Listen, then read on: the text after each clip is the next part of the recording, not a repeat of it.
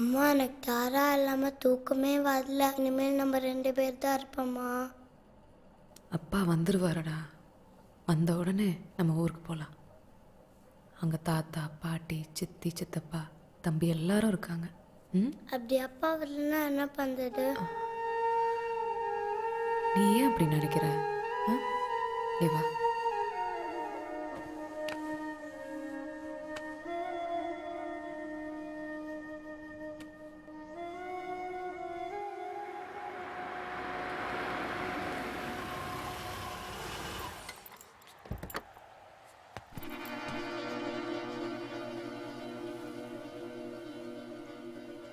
என்னங்க, நான் இவ்வளோ சொல்லியும் நீங்க அமைதியாவே இருக்கீங்க.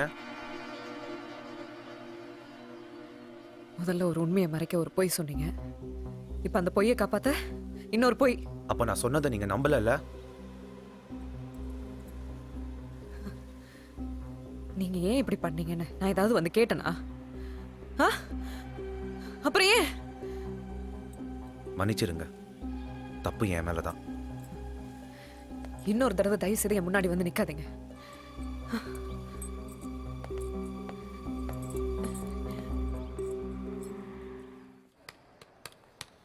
ஓகே, வாமா துளசி. பிள்ளைங்களோட பாஸ்போர்ட் வந்துருச்சு.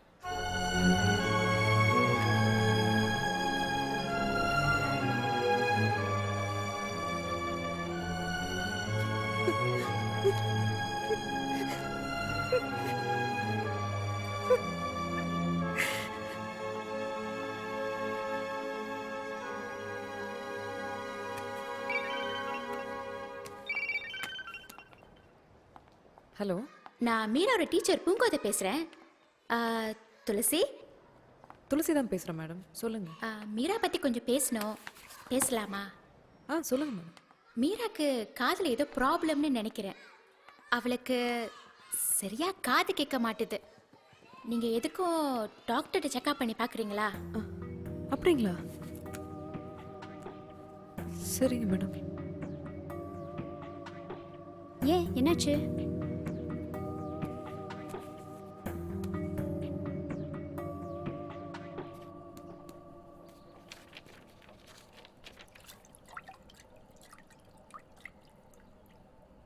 மீரா, ஹோம்ஒர்க் பண்ணிட்டியா? என்ன சத்தத்தையே காணோம்? ஹோம்ஒர்க் இன்னொன்னே அமைதியாகிட்டு.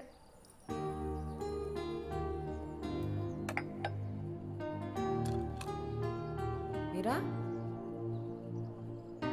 மீரா, மீரா, மீரா. என்னம்மா பால் எங்கம்மா? தோ தோ எடுத்துட்டு வரேன்.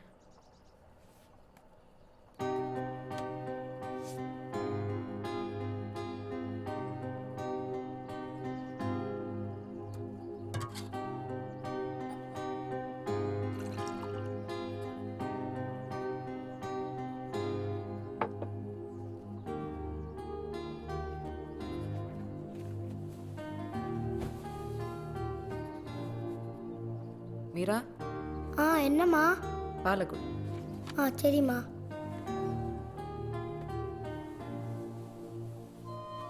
பாதிக்கப்படுற அவங்களாலையும் பார்க்குற நம்மாலையும் உணர முடியாததுதான் இந்த நோயோட அறிகுறியே. தாராவுக்கும் மீராவுக்கும் ஒரே மாதிரி விஷயங்கள் ஏதாவது நடந்திருந்தா அதான் இந்த நோயோட ஒற்றுமை. அந்த மாதிரி ஏதாவது நடந்திருக்கா? நல்லா யோசிச்சு பாருங்க.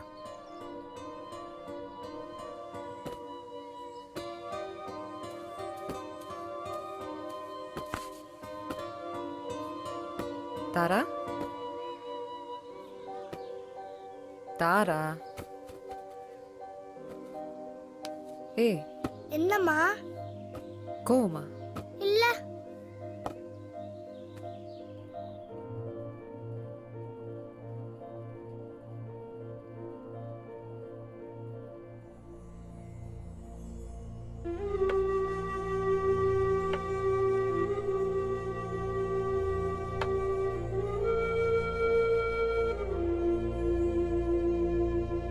விளையாடு மீரா.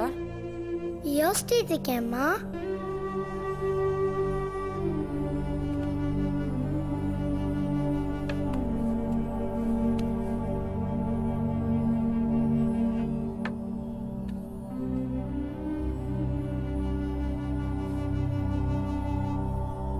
மீரா மீரா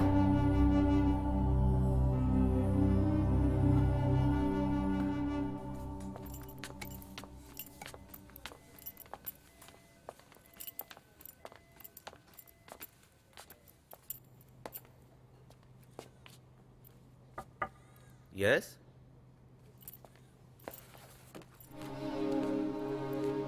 வாங்க.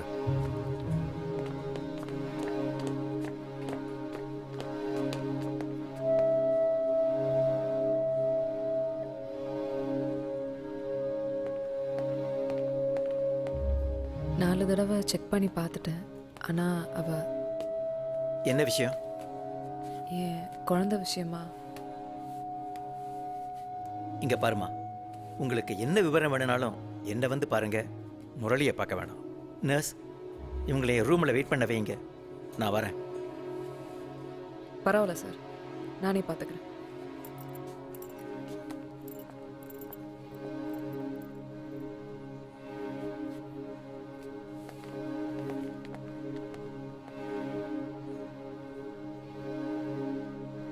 துளசி மேடம், துளசி மேடம். டாக்டர் முரளி இது உங்ககிட்ட கொடுக்க சொன்னார். இந்த அட்ரஸ்க்கு உங்கள் மகளை கூட்டிகிட்டு போக சொன்னார். முரளி சார் நம்பர் இதில் இருக்கு.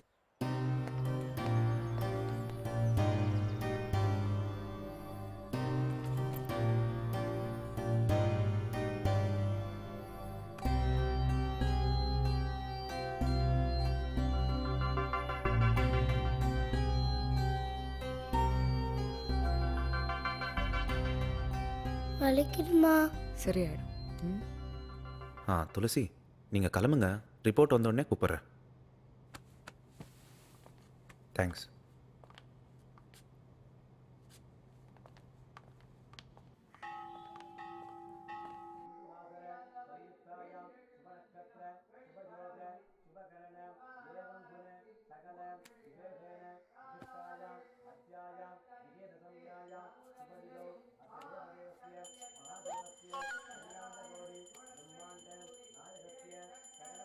யாரும்மா, அப்பாவா? இல்லைம்மா, இது வேற. அப்பா சீக்கிரம் ஃபோன் பண்ணோன்னு சாமியை வேண்டிக்க. ம். எனக்கும் தாரா மாதிரி ஏதாச்சும் பிரச்சனையா?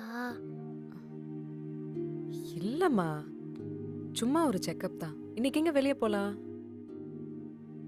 இல்லைம்மா, தாரா எல்லாமே எனக்கு வர இஷ்டம் இல்லை.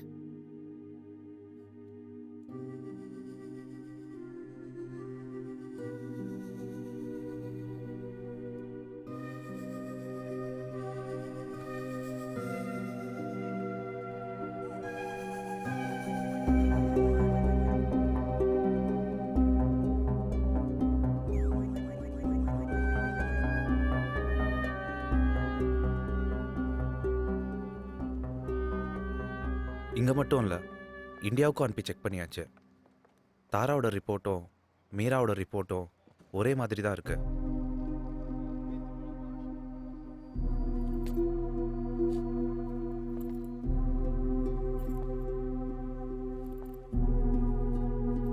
துளசி, இப்போதான் நீங்கள் தைரியமாக இருக்கணும். அப்போ மீராவை என்னை விட்டு போயிடுவாளா? ஏன் அப்படி நினைக்கிறீங்க? தாராவுக்கு இருந்தது நமக்கு தெரியாமலே போச்சு. ஆனால் மீரா விஷயம் அப்படி கிடையாது. மீராக்கு சரியான ட்ரீட்மெண்ட் கொடுத்தா எல்லாம் சரியாயிடும். பட் இது ஒரு பெக்யூலியர் டிசீஸுங்கிறதால கொஞ்சம் டைம் எடுக்கும். ஆனால் அது வரைக்கும் இதை கட்டுப்படுத்துறதுக்கு ஒரு வழி இருக்கு. மீரா குளிர் பிரதேசத்தில் வாழணும், குளிர்ச்சியாகவே இருக்கணும். அவங்க உடம்பு ரொம்ப சூடாகக்கூடாது, சூடாக எதையும் குடிக்கக்கூடாது. இப்போதைக்கு குளிர்ச்சி தான் அவங்களுக்கு மருந்து. குளிர்ச்சியான பிளேஸ்னா? மலேசியானா கேமரன் ஹைலண்ட்ஸ் போகலாம், இந்தியானா ஊட்டி கொடைக்கானல் போகலாம். இதில் குளிர்ச்சி தான் முக்கியம். சத்தியா இல்லாமல் நான் இந்தியா போக முடியாது. அப்போ கேமரன் ஹைலண்ட்ஸ் தான். அப்புறம் முக்கியமான விஷயம், மீராவை எப்பவும் ஆக்டிவாகவே வச்சுருக்கணும். அவங்க அதிக நேரம் யோசனையாவோ அமைதியாவோ இருக்கக்கூடாது. டாக்டர் சுதாகர் சில மெடிசன்ஸ் ரெஃபர் பண்ணியிருக்காரு. அதை நான் முத்தையா கிட்ட கொடுத்து அனுப்புகிறேன். ராத்திரி சாப்பிட்டோன்னே கொடுங்க.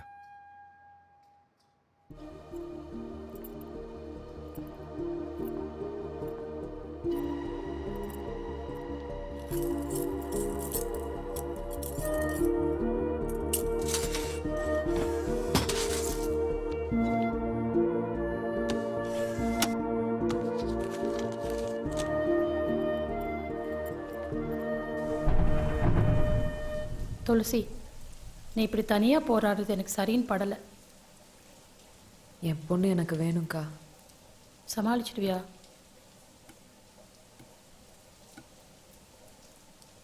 அம்மா எங்கம்மா போகிறோம்?